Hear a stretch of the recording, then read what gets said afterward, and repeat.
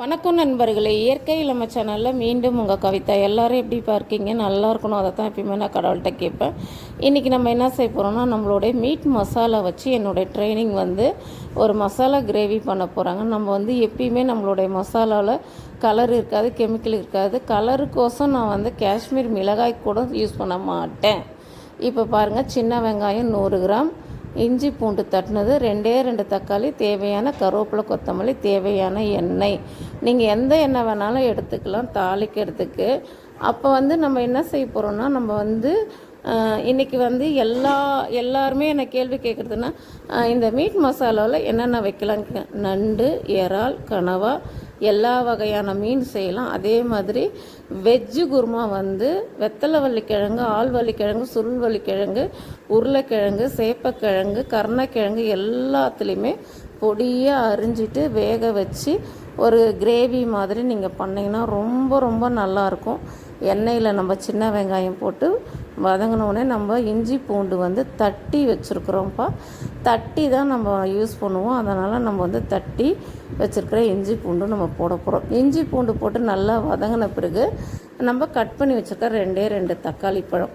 இந்த கிரேவிக்கு நம்ம ஒரு மசாலா அரைச்சிருக்கோம். என்ன மசாலா அப்படின்னு கேட்டிங்கன்னா, ஒரு அரை மூடி தேங்காய் எடுத்துருக்குறோம். அதில் கொஞ்சம் கசகசா, 4 முந்திரி பருப்பு போட்டு நல்லா சூப்பராக ஒயிட் பேஸ்ட்டு மாதிரி நல்லா மழன்னு அரைச்சி எடுத்து வச்சுருக்கேன்ப்பா.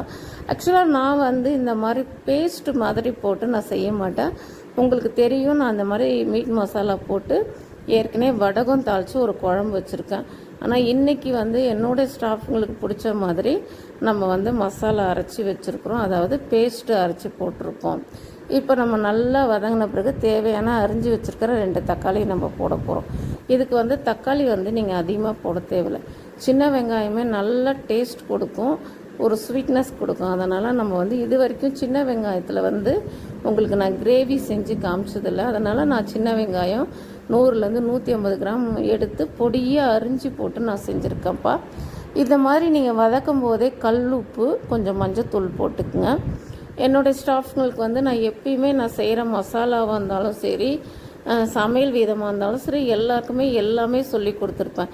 ஏன்னு கேட்டிங்கன்னா, நான் சப்போஸ் எங்கேயாவது போகிற வேலை இருந்துச்சுன்னா, அவங்களுக்கு ஏதாவது ஒரு சின்ன ஆர்டர் வந்தால் கூட அவங்களால இந்த மசாலா வச்சு ஒரு கிரேவியோ இல்லை ஒரு நான் வெஜிடேரியன் பண்ணுறதா இருந்தாலும் சரி, வெஜிடேரியன் பண்ணுறதா இருந்தாலும் சரி, அவங்க மெயின்டைன் பண்ணிக்கணுன்றதுக்கோசம் அவங்களுக்கு எல்லாருக்குமே எல்லா ட்ரைனிங்குமே நான் கொடுத்து வச்சுருக்கேன். அதே மாதிரி எப்படின்னு கேட்டிங்கன்னா, மசாலாவும் அப்படி தான். நான் ஒரு வாட்டி இந்த மசாலா இப்படி அரைக்கணும் அப்படின்னு நான் சொல்லிட்டேன்னா அவங்க அதையே ஃபாலோ பண்ணி அரைப்பாங்க.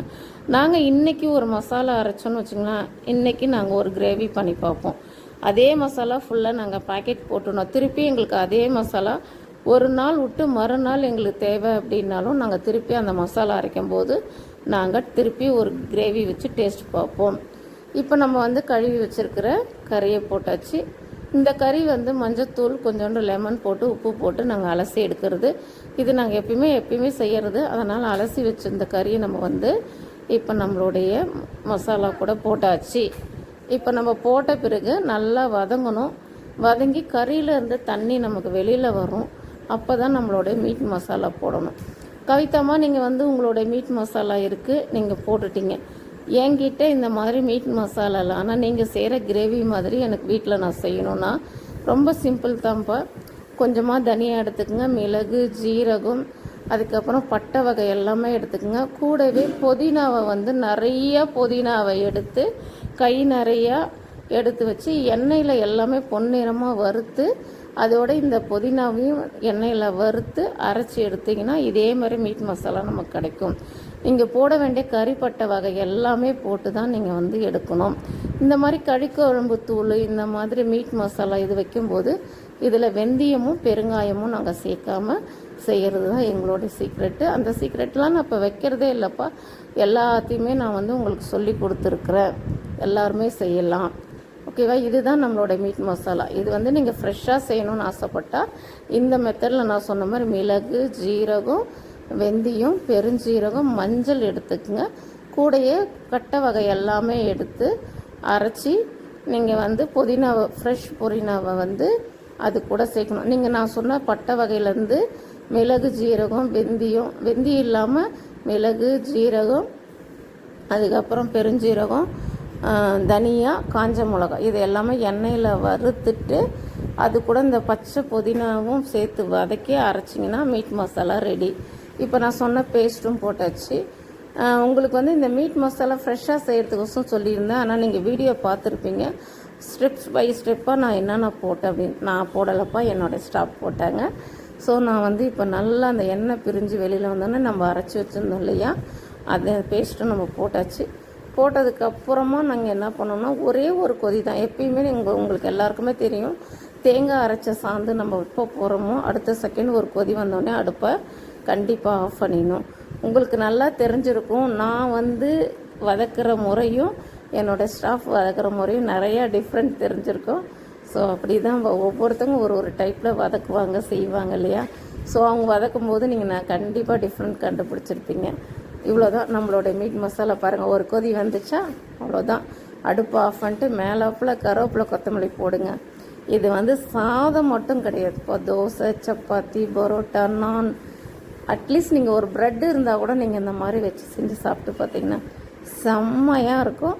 இதுதான்ப்பா நம்மளோட மீட் மசாலா. அதே ஃப்ரெஷ்ஷாக அரைக்கிற மெத்தடு நான் சொல்லிட்டேன். இப்போ என்னுடைய ஸ்டாஃப் என்ன பண்ணுறாங்க, சமைச்சிட்டாங்க. இப்போ நீங்கள் யார் சமைச்சாங்கன்னு அவங்கள பார்க்க போகிறீங்க. ஸோ இவங்க தான் எங்களுடைய ஸ்டாஃபு.